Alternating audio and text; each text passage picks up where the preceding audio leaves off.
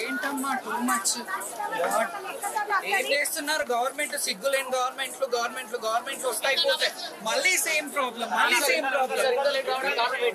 45 minutes నుంచి నన్ను బేగంపేట దగ్గర ఆపేస్తున్నారు. ఇక్కడ కాదు అక్కడ, అక్కడ కాదు ఇక్కడ, బ్యారికేడ్స్ వేసేసారు, అదే సార్ ఇదే సార్ అని అంటున్నారు.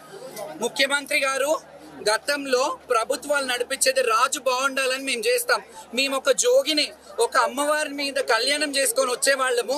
మాకు ప్రయారిటీ ఇవ్వకపోతే నిజంగా ప్రభుత్వాలు ఉంటాయిపోతాయి. నేను చంద్రబాబు నాయుడు గారు, వైఎస్ఆర్ గారు, రాజశేఖర రెడ్డి గారు నుంచి చూశాను. ఇప్పుడు మీరు వచ్చారు.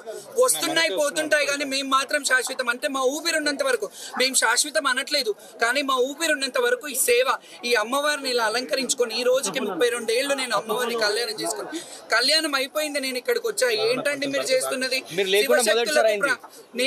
అదే నేను అంటున్నా. 45 minutes నుంచి నన్ను తిప్పుతూ ఉన్నారు పోలీసు వాళ్ళు. నిజంగా గవర్నమెంట్ ఫ్లాప్ అయిందని చెప్పాలి, ఫ్లాప్ అయిందనే చెప్పాలి. నేను మంత్రి గారికి, కొండా సురేఖ గారికి మెమరాండం ఇచ్చాను.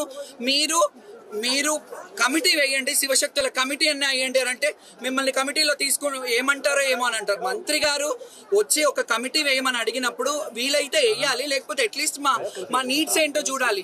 ఇక్కడ వచ్చేది 70% శివశక్తులే వస్తారు. మీరందరు చూడండి, 70% ఆఫ్ శివశక్తులు ఉంటారు. మేము అమ్మవారిని ఒంట్లో ఆవహించుకొని చెప్పి పిల్లలు పుడతారు, అక్కడికి వెళ్ళండి, ఆ నీళ్లు తాగండి, నీళ్లలో స్నానం చేయండి, గజ్జి తామర లాంటివి అమ్మవారి పలకలు అవుతాయి, అవన్నీ తగ్గుతాయని మేము ప్రచార సారథులుగా ఒక 30-35 ఏళ్ల నుంచి మేము ఇట్లా ఉన్నాం. మీరు మాకు ఇచ్చే గౌరవం ఇదా? పోలీస్ వాళ్ళే, ట్రాఫిక్ లేనే లేదు, వీడియోస్ కూడా ఉన్నాయి. పోలీస్ వాళ్ళు ఇక్కడ కాదు, మాకు ఇక్కడ లేదు, మీరు అటు వెళ్ళాలి, అటంటే అటు వచ్చాం, అటంటే అక్కడ ఆపేశారు, మళ్ళీ ఇటు వచ్చారు. తిరుగుతూనే ఉన్నాను. 45 minutes నుంచి కళ్యాణం అయిపోయిందని తెలిసింది. బాధ అనిపిస్తుంది. ప్రతిసారి నేను గొడవ పడడమే అనిపిస్తుంది.